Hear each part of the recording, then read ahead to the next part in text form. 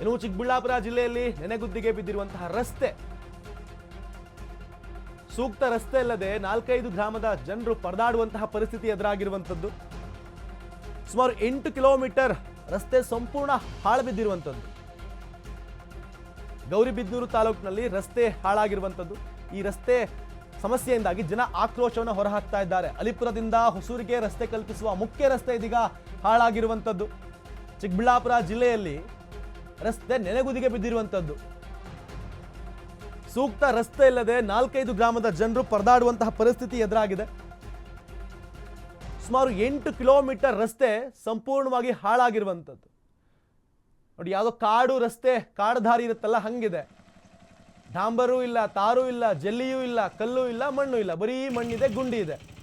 ಜನರ ಜೀವನ ದಿನ ತಿರುಗಾಡುವಂತಹ ರಸ್ತೆ ಹಾಳು ಬಿದ್ದು ಕೂತಿದೆ. ಇನ್ನು ಜಿಲ್ಲಾ ಸ್ಥಳೀಯ ಆಸ್ಪತ್ರೆಗೆ ತೆರಳಲು ರೋಗಿಗಳು ಪರದಾಡ್ತಿದ್ದಾರೆ.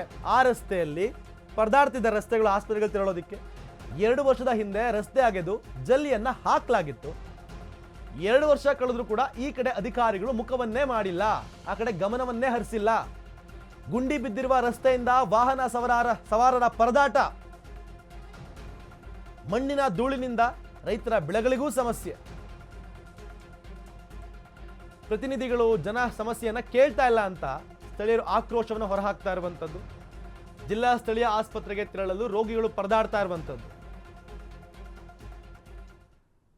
ಆ ರಸ್ತೆಯಲ್ಲಿ ತಿರುಗಾಡೋದಕ್ಕೆ ರೋಗಿಗಳು ಯಾರಾದ್ರೂ ಹೋದ್ರೆ ಅಲ್ಲೇ ಜೀವ ಹೋಗುತ್ತೇನೋ, ಹಂಗಿದೆ ರಸ್ತೆ. ತೊಂದರೆ ಇಲ್ಲ, ಯಾಕೆಂದ್ರೆ ವಾತಾವರಣ ಚೇಂಜ್ ಆಗ್ತಾ ಇತ್ತು. ಧೂಳು ಎತ್ತೊಳ್ಳಿ ಒಂದು ಯಾರೋ ಗಾಡಿ ಹೋಯ್ತು ಅಂದ್ರೆ ಧೂಳು ಬಂತು ಅಂದ್ರೆ ಮನೆ ಫುಲ್ಲು ಗೊಬ್ಬು ಫುಲ್ಲೆಲ್ಲ ಫುಲ್ ಕವರ್ ಆಗ್ಬಿಡ್ತೈತೆ. ಇರೋ ಬೇರೆ ವಯಸ್ಸಾಗಿರೋ ಸ್ವಲ್ಪ ಇದಾರು ಅಂತೆಲ್ಲ ಕಾಯಿಲೆ ಬೀಳ್ತಾವ್ರೆ. ಅದು ಕಫ ಜಾಸ್ತಿ ಆಗ್ತೈತೆ, ಯಾಕೆ ಬ್ಲಾಕ್ ಆಗ್ಬಿಡ್ತೇವೆ ಹೊಟ್ಟೆ ಒಳಗಡೆ ಧೂಳು ಹೋಗುತ್ತೆ. ಹಂಗಾಗಿ ಫುಲ್ ತೊಂದರೆ ಆಗ್ತಾ ಇತ್ತು.